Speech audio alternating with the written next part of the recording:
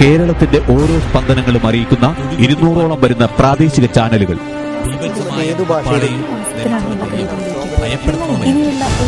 സ്വതന്ത്ര cable TV മേഖലയിലെ 50,000-ഓളം വരുന്ന തൊഴിലവസരങ്ങൾ.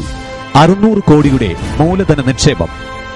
കേരളത്തിന്റെ വികസന പാതയിൽ നിരവധി സാധ്യതകൾ തുറക്കുന്ന സ്വതന്ത്ര കേബിൾ TV മേഖലയിൽ KSCB-യുടെ തെറ്റായ നടപടികൾക്കെതിരെ all Kerala cable TV operators അസോസിയേഷന്റെ പ്രതിഷേധ മാർച്ച്.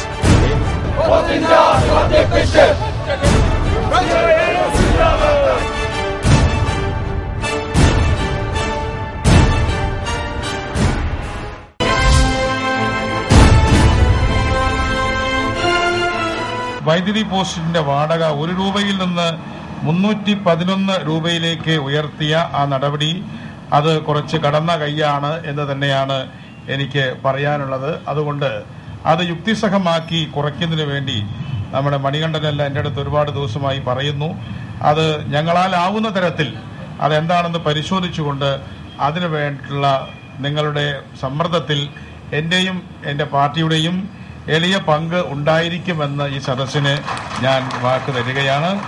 അതുപോലെ തന്നെ ചാനലുകളുടെ കാര്യത്തിൽ ചെറുകിട ചാനലുകളെ ആർക്കും തമസ്കരിക്കാൻ കഴിയാത്ത വിധം അത് സമർത്ഥവും പ്രസക്തവുമായി തീർന്നിട്ടുണ്ട് എന്നതാണ് സത്യം. ഒരു മർദോക്ക് വന്നാൽ പോലും എനിക്ക് തോന്നുന്നില്ല ഇവിടുത്തെ കൊച്ചു കൊച്ചു ചാനലുകളെ പിടിച്ചടക്കാൻ പറ്റുമെന്ന്. അത്രയും വിപുലമായി കഴിഞ്ഞു.